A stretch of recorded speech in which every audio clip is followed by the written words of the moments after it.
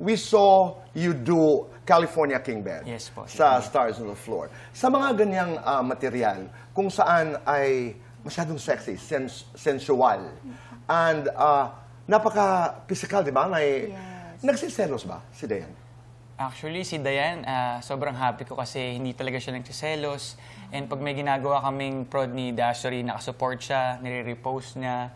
And sobrang happy siya sa ginagawa namin ni Dashery na dance. Kasi syempre, hindi alam ng lahat. Si Dayan, magaling din talaga siya na dancer. And naintindihan niya yung ginagawa namin ni Das. Kasi kung wala kaming connection, paano mag-work yung dance namin dalawa?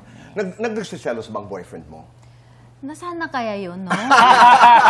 Sa kaya niya, wala. Hindi mahuli-huli talaga. Nasaan na kaya yun?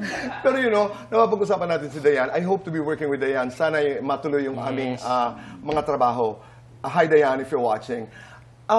How do you react pag si Dayan ang pinagkakaisahan? You know what I'm saying? I would see her being bashed for flexing, for spoiling your kids. There was a time pa, Rodjon, di ba, na ang sumusuporta sa'yo sa buhay ay si Dayan. How do you guys, handle controversies like this? Ako po talaga, kami ni Dayan, kinakausap ko siya kasi mga bashers, mga inggit yan eh. Wala naman silang ibang ginagawa sa buhay kundi mambash, magbaba ng mga tao.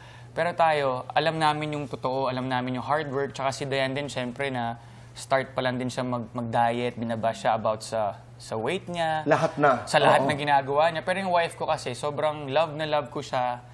And na-appreciate ko yung ginagawa niya for the family. And hindi kasi nila alam kung ano yung hirap ng isang nanay.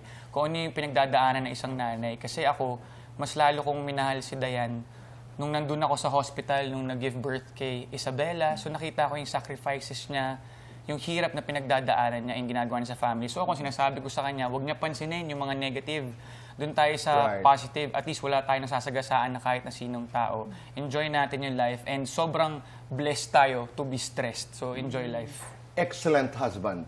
Yun nga po eh. Diba? I really Grabe. hope you can find, but I think you have a boyfriend. Nasaan na kaya yun? Ang tagal niya? Dashery, tagal? Ang tagal. Anong oras ba dapat siya dumating? Midnight sana. Para masaya. Okay.